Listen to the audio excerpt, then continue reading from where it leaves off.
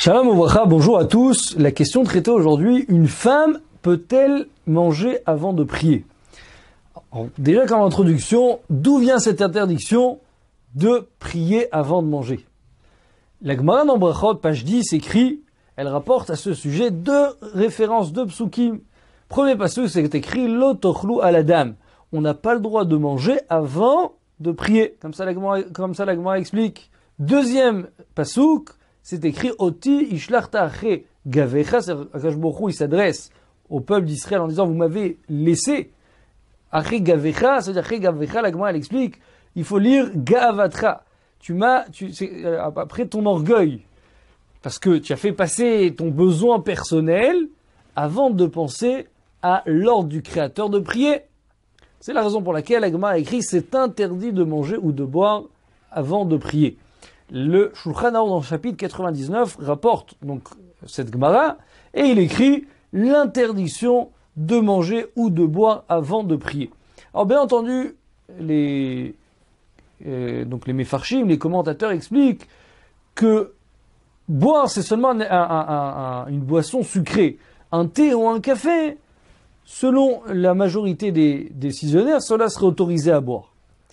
Donc ça, c'est ce qui est écrit dans le Shulchan Aruch. La question se pose au sujet des femmes. Est-ce qu'une femme aussi a l'obligation de prier ou ça serait quand même différent?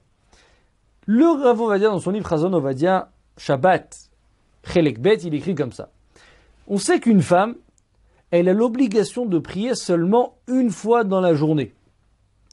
Alors, le Rav Ovadia voudrait dire que puisque elle peut respecter son obligation à Mincha, à Arvit, c'est la raison pour laquelle elle n'aurait pas d'interdiction de manger avant de prier, puisque elle n'a pas encore l'obligation de prier. Quand elle se lève le matin, elle peut prier à Mincha, elle peut prier le soir. Donc, pour la femme, ne s'appliquerait pas cette interdiction. Par contre, une femme qui, oui, a l'habitude de prier, elle a pris sur elle. Tous les matins, elle fait sa prière. Alors à ce moment-là, elle serait considérée comme un homme. De la même manière que l'homme qui a l'obligation de prier, alors il faudrait prier avant de manger. Cette femme-là qui a pris sur elle de prier avant, donc elle a pris l'habitude de prier le matin, la même chose, il faudra qu'elle prie avant de manger. Ça, c'est ce qui concerne la semaine. Le problème pourrait se poser le jour du Shabbat. Le jour du Shabbat, il y a une autre interdiction de manger avant de faire kiddush. Alors maintenant, une femme qui a l'habitude de prier, à ce moment-là, on lui permettra donc de boire un thé ou un café, même la semaine c'est autorisé. Par contre, manger, il faut savoir que c'est un problème. Alors le mieux à faire toujours, c'est de faire kiddush. C'est de faire kiddush. Maintenant, une femme qui se sent mal, alors on pourra lui autoriser de manger moins qu'une quantité de 51 grammes, et elle pourra s'appuyer, comme ça écrit le Rav Ovadia, c'est bien de s'appuyer sur les décisionnaires qui pensent que l'on peut s'acquitter du kiddush en mangeant par exemple des gâteaux. Quand je fais la bracha de mésonote, je pense à m'acquitter donc à l'obligation du kiddush. Ça, c'est pour le cas où une femme a l'habitude de prier. Une femme qui n'a pas l'habitude de prier, à ce moment-là, elle pourra boire un thé ou un café, manger la même chose. Le mieux à faire, ça serait toujours de faire kiddush.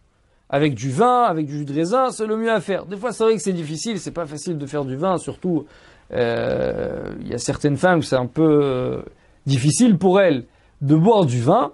Alors, elles pourraient donc manger et boire sans faire de kiddush. Encore une fois, ne pas dépasser les 51 grammes. Pour quelle raison? Puisqu'il y a la raison du Ravad. Il écrit que il n'y a pas d'interdiction de manger avant le kiddush du matin, bien que la halakha n'est pas comme le Ravad. Et il y a aussi l'avis du Maram Chalawa, que lui il pense que manger avant le kiddush du matin c'est autorisé. Et pour les femmes, il n'y a pas de... C'est-à-dire que les femmes n'ont pas l'obligation, elles sont dispensées du kiddush du matin. Donc en associant les deux raisons ensemble, on pourrait permettre à une femme de manger avant la tfila.